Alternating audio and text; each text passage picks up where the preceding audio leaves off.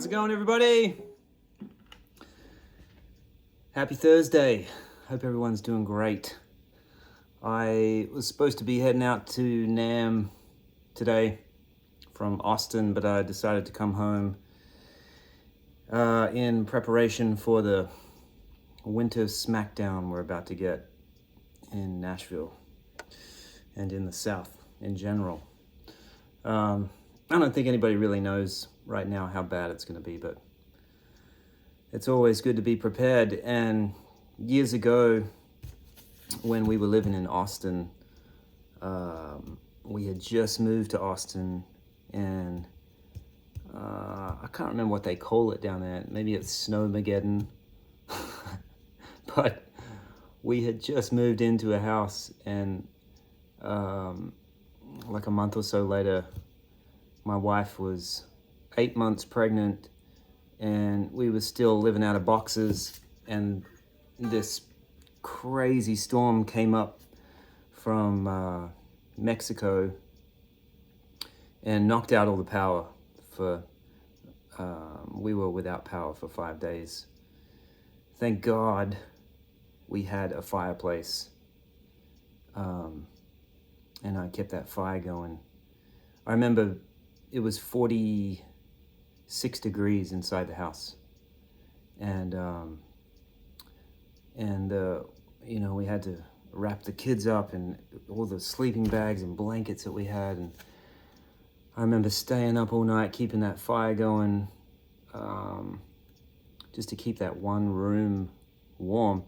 And then we had no water for almost 2 weeks. So I was filling up moving tubs with the neighbor's pool water, just so we had water to flush toilets. And anyway, all that's to say is it was enough to scar me for a lifetime of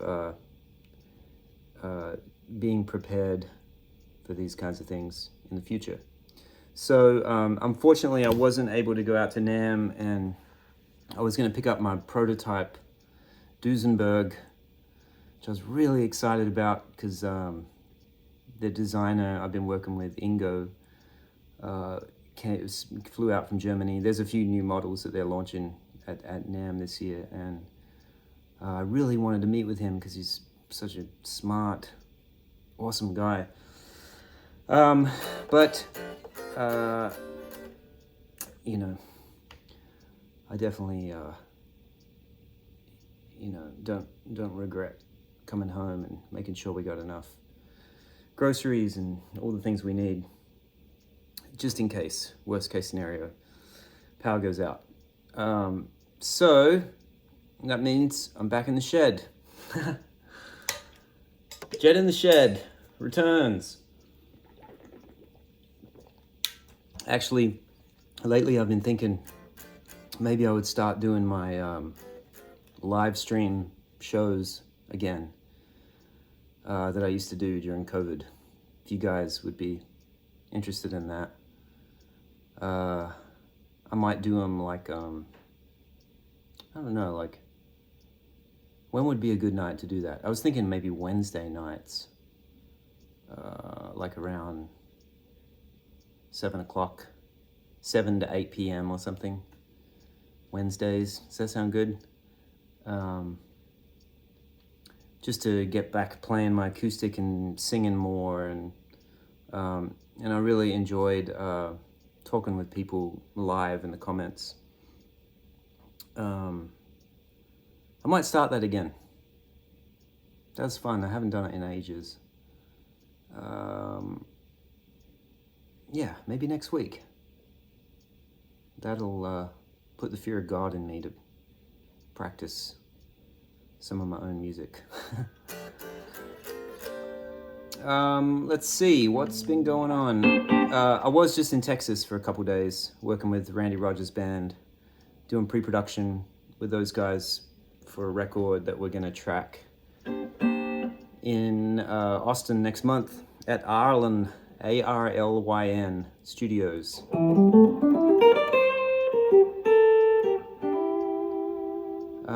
It's going to be really fun. There's 15 or 16 different artists coming in to do Randy Rogers Band songs with the band and a couple of extra amazing Austin musicians. David Grissom's coming in and Bukovac Allen to play keys.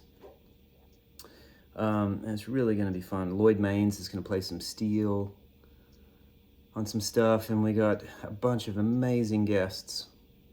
It's an interesting project because I've never been in the position of sort of reproducing songs that have already been successful in a new kind of way with all these different artists' sort of interpretations of these songs.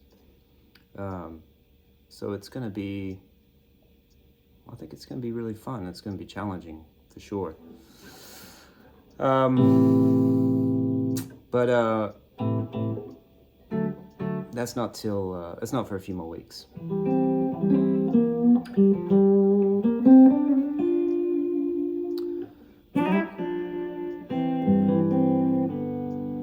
Someone was asking me about what the acoustic record is going to be on. It will be on vinyl, CD, and streaming, all the things.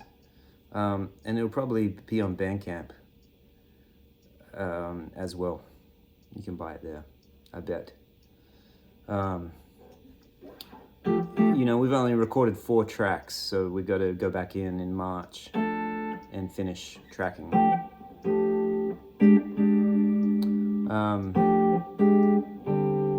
But that's going to be fun. I can't wait to get in and finish that up. It was so fun, first round. So yeah, that's coming up. That'll probably come out in the summertime, I bet.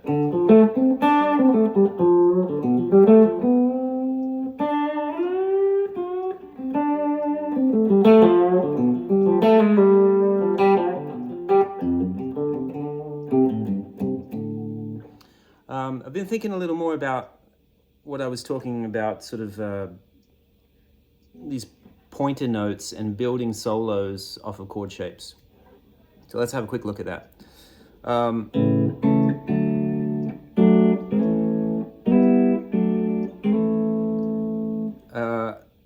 You know, for me, like mentally and visually, when I look at the fretboard, everything everything is based out of some chord when I go to do something.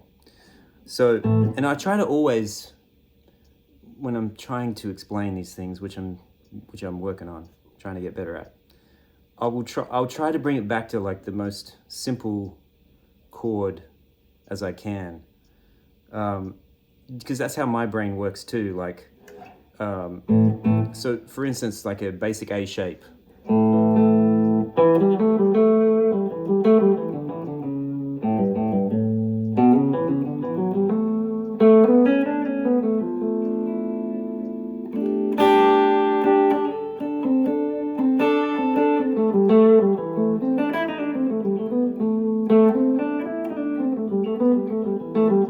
If you use your first finger as a pivot and you look for all the combinations that are physically within reach, for instance, everything between the 2nd and 5th fret, for starters.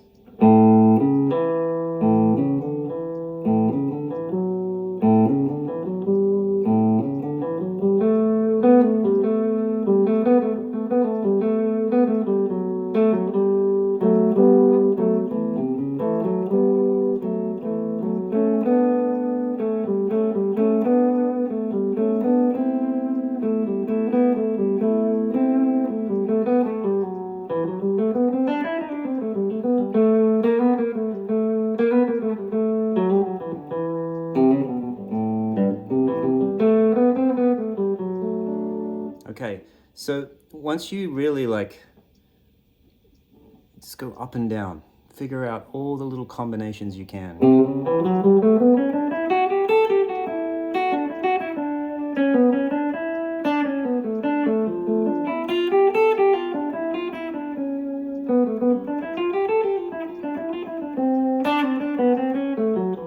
Okay, so that one, let's see, is built out of a D minor. It's this D minor, not this one, at least not to my brain.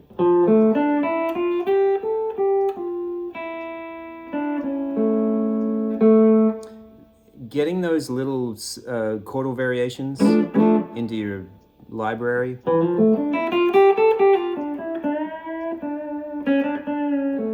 will help you,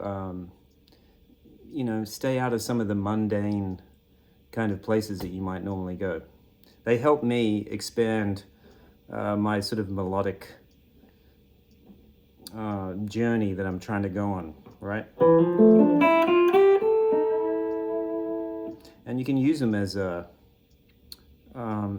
ways to get back to familiar territory.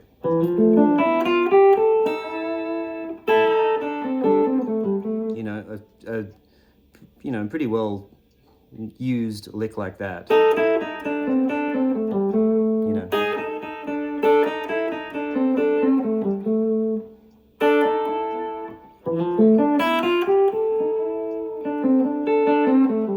Is a way to make a creative variation on something familiar.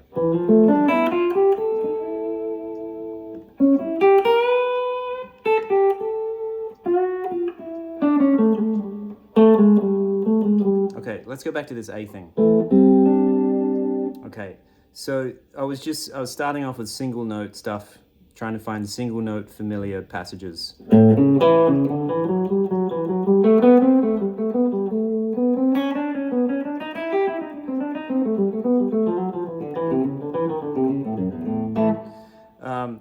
So inside of all of that, start trying to figure out how to really lay the changes on top of where they happen. And by that I mean, like, listen to Albert Lee and how his phrasing and the way he lands on a chord change in the most amazing way, I think it's a cool thing to dive into, because like when you really state the change, it's like you're really in control of what you're doing and where you're going. So here's a really simple example of that, like getting from an A to a D.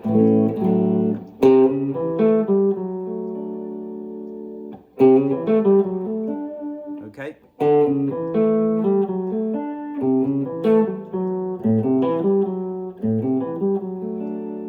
by that, I'm sussing the F sharp in a D chord, which I'm laying out right there. Not this one. This one. So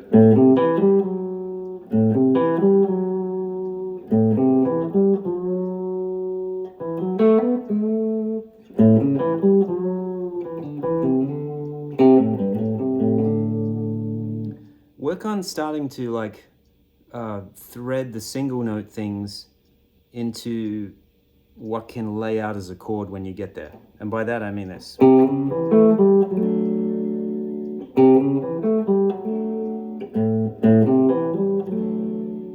know, and try to find different chords.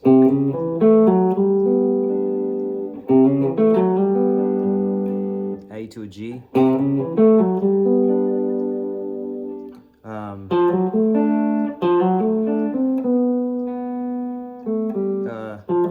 D to G.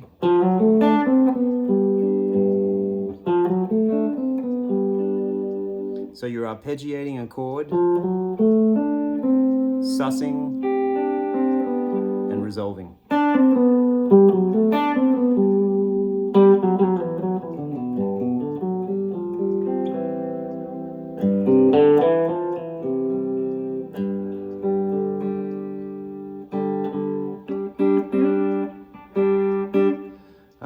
I mess with that stuff all the time, just because it's fun finding new combinations, and you can slip them into your solos in a cool way. You know, when you find your own unique variations on the things, like those are the things that I feel like start to give you your own DNA and your own sound and style.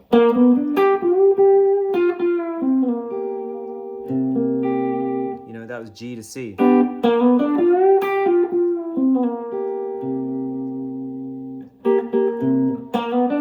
So I'm thinking here, and then I'm thinking here.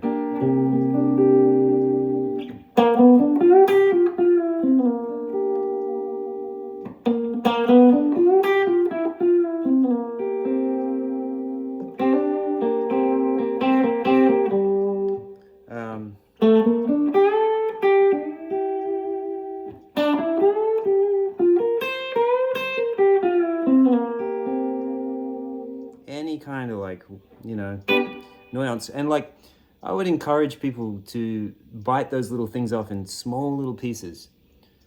Just, you know, take your time kind of drifting around and finding those little combinations.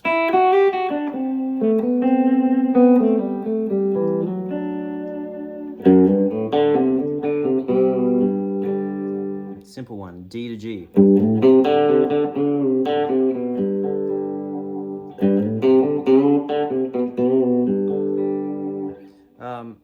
And as you go, like when you find something like that, figure it out in all the keys.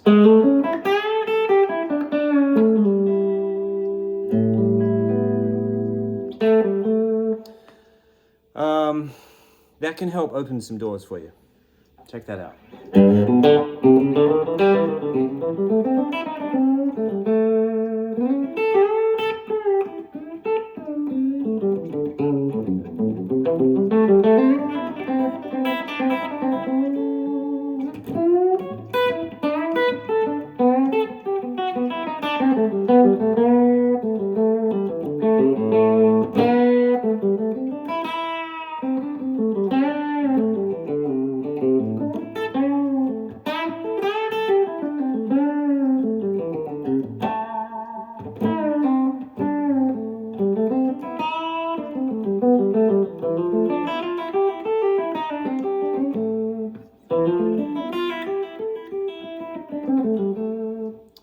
There's a little new one for you.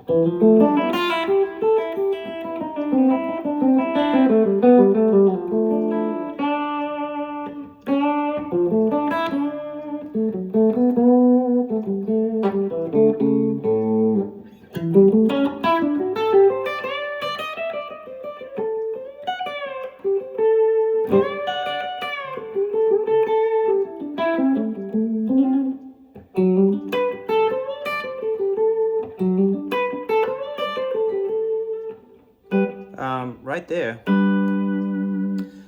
I'm really quickly, I'm thinking about, I'm just playing over A.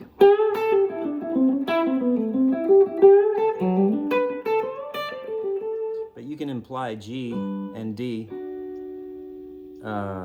over that A chord, because they're cousins, you know?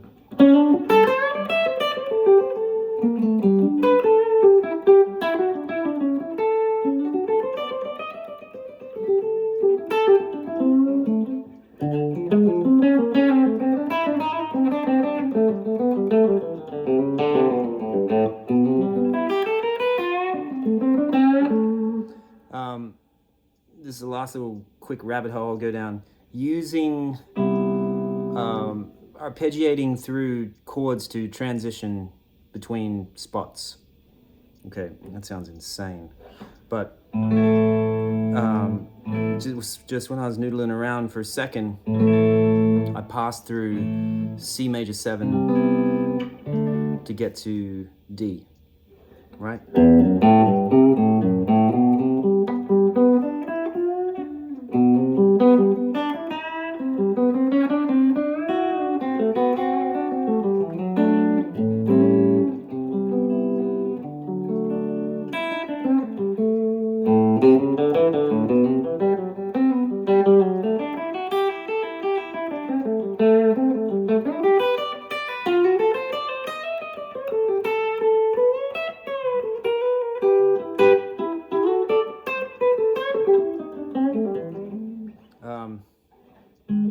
Anyway, that we might be getting into the weeds with that kind of thing.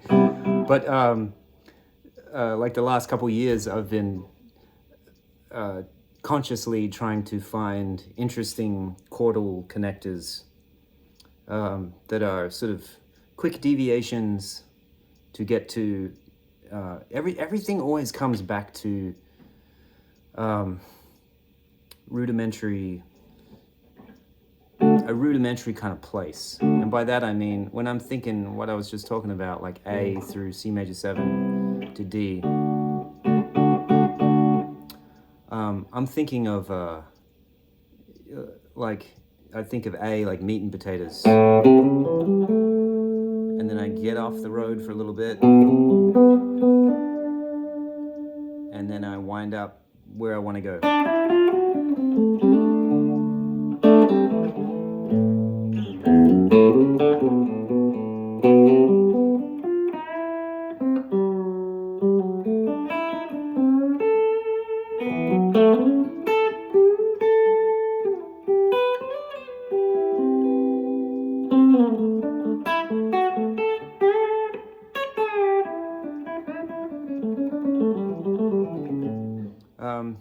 So mess around with that a little bit. You know, the relationship there is, you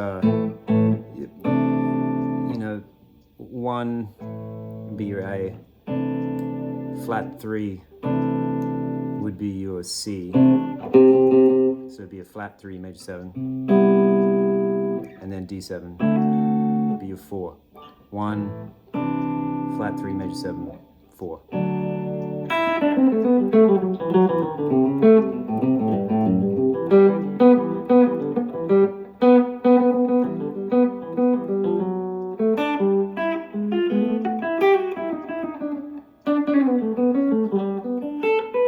And use all those like booger-eating, simple country things.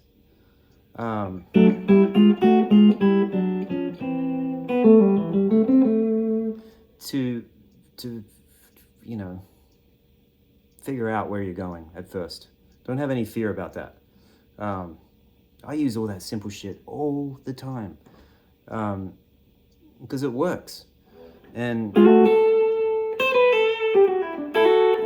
it makes for great jumping off points. You know, puts you in a good position.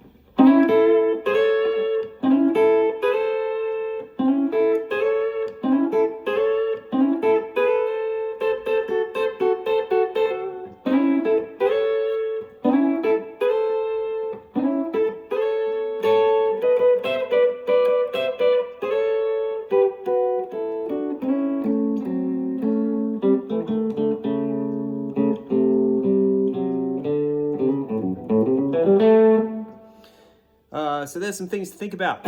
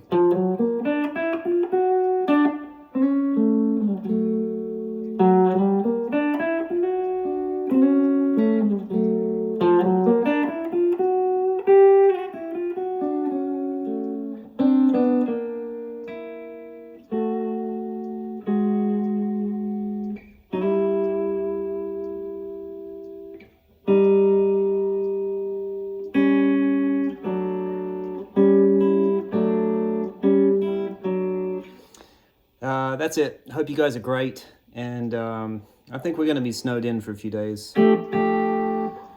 So I'll be in here jamming if you guys want to come jam.